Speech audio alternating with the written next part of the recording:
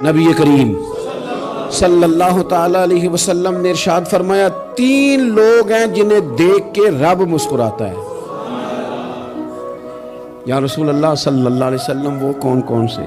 تو محبوب فرمانے لگے، ایک وہ بندہ ساری مخلوق سوئی ہے، آدھی رات ہے، رات کا پچھلا پہر ہے، اس نے اٹھ کے وضو کر لیا، مصلی پہ کھڑا ہو گیا خدا کی یاد میں، فرمایا اسے دیکھ کے رب مسکراتا ہے جو اس کی شان کے لائق ہے۔ اور میرے نبی پاک علیہ السلام فرماتے ہیں، جب مجاہد جہاد کے لیے صفیں سیدھی کرتے ہیں، آج تو یہ رب کے نام پہ مرنے ہی آ گئے، یہ صفوں میں کھڑے ہوں گے، ترتیب سے لڑیں گے، ترتیب سے گلا کاٹیں گے کافروں کا یا شہادت لیں گے۔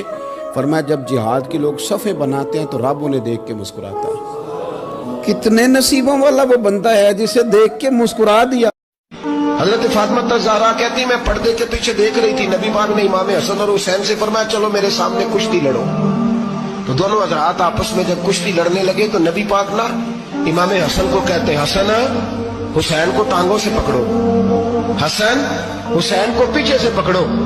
جب نبی پاک بار بار امام حسن کو بتا رہے تھے تو سیدہ پیچھے سے بول پڑی، کہنے لگی یا رسول اللہ آپ چھوٹے کو بتائے، آپ بڑے کو بتا رہے ہیں، بڑا تو پہلے 11 مہینے بڑا ہے، تو آپ چھوٹے کو بتائے بڑے کو بتا رہے۔ تو فرمایا فاطمہ تو چپ کرنا، جو میں دیکھ رہا ہوں تو نہیں نہ دیکھ رہی، ایک کو میں بتا رہا ہوں دوسرے کو جبریل امین بتا رہے ہیں۔ نبی پاک صلی اللہ تعالی علیہ وسلم نے ایک دفعہ فرمایا تھا کہ کون ہے جو مجھ سے 5 باتیں سیکھ لے اور پھر ان پر عمل کرے؟ تو حضرت ابو ہریرہ رضی اللہ تعالیٰ عنہ کہتے ہیں میں نے آگے بڑھ کے عرض کی یا رسول اللہ میں ہوں نا، آپ حکم کریں 5 باتیں کون سی ہیں؟ اللہ کے پیارے رسول صلی اللہ تعالی علیہ وسلم نے فرمایا اللہ تعالیٰ کی حرام کردہ چیزوں سے بچ جاؤ، سب سے بڑے عبادت گزار بن جاؤ گے۔ دوسری بات ارشاد فرمایا اللہ تعالیٰ کی تقسیم پہ راضی ہو جاؤ، سب سے بڑے غنی بن جاؤ گے۔ پھر حضور نے تیسری بات ارشاد فرمایا اپنے پڑوسی سے حسن سلوک کرو، مومن بن جاؤ گے۔ چوتھی بات ارشاد فرمایا لوگوں کے لیے بھی وہی پسند کرو جو اپنے لیے پسند کرتے ہو، تو بہترین مسلمان بن جاؤ گے۔ پھر حضور سید عالم صلی اللہ تعالیٰ علیہ وسلم نے 5ویں اور آخری بات ارشاد فرمایا زیادہ ہنسا نہ کرو، زیادہ ہنسنے سے دل مردہ ہو جاتا ہے۔ ہماری جانیں، ہمارے ماں باپ، ہماری نسلیں، ہماری زندگی کا ایک ایک گوشہ حضور کے نام پہ قربان۔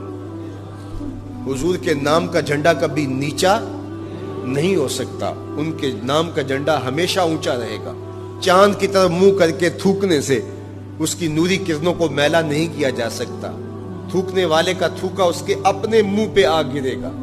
تبت یدا ابی لہب و تب کا تازیانہ آج بھی دشمنان رسول اور شاتمان رسول پہ برس رہا ہے، اور میرے نبی کا نام کل بھی اونچا تھا، میرے نبی کا نام آج بھی اونچا ہے، رہے گا یوں ہی ان کا چرچا رہے گا، پڑے خاک ہو جائیں جل جانے والے۔ ایک حدیث مشکات میں موجود ہے، اس کو آپ نے دل پہ لکھ لینا ہے چونکہ معاملہ دل کا ہے۔ نبی پاک صلی اللہ تعالی علیہ وسلم نے فرمایا جس طرح بارش میں پڑے لوہے کو زنگ لگ جاتا ہے، اس طرح دل کو زنگ لگ جاتا ہے۔ تو کہتا ہے میں بور ہو رہا ہوں، پتہ نہیں کیا ہے، اور زنگ لگ گیا دل کو۔ تو کہتا ہے جناب میں پتہ نہیں سارا کچھ ہے پر دل پریشان ہو، بھئی اس کو زنگ لگ گیا ہے۔